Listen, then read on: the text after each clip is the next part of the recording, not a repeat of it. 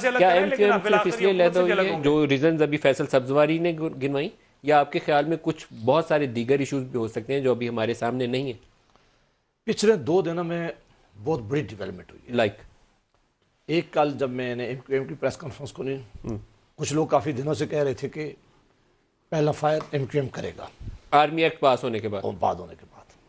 وہ جو قیاس رہی تھی گوسپ، آپ بھی اسی کو زیادہ وزن دے رہے ہیں. میں سمجھتا تھا کہ شاید ٹائم لگے، لیکن یہ میری سوچ سے بھی زیادہ جلدی کل ہوا ہے. یہ پنجاب سپیڈ سے کام ہو گیا جو آپ کے شہباز شریف صاحب کی تھی نا، اس سپیڈ سے کام ہو گیا. اور آج مینگل صاحب کی جماعت کے ڈاکٹر جمال الدین صاحب نے سینٹ میں سپیچ کی، میں وہاں سینٹ میں موجود تھا.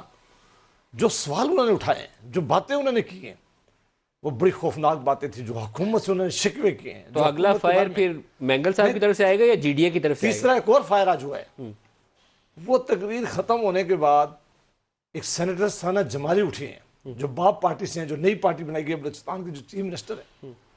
انہوں نے بھی اس سے بھی خوفناک سوال اٹھائے ہیں.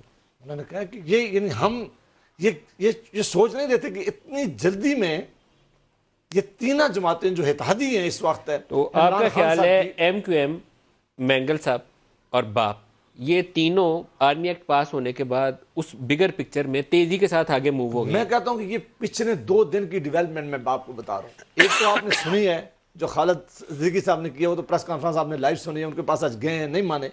یہ 2 میں خبر دے رہا ہوں، آپ کے رپورٹر وہاں موجود ہوتے ہیں، انہوں نے آپ کو بتایا ہوا کہ آج مینگل صاحب کے اور باپ پارٹی نے جو باتیں کی ہیں، اور میری خبر ہے کہ جی ڈی اے والے بھی سن رہے ہیں کہ جی ڈی اے والے بھی کچھ کرنے والے.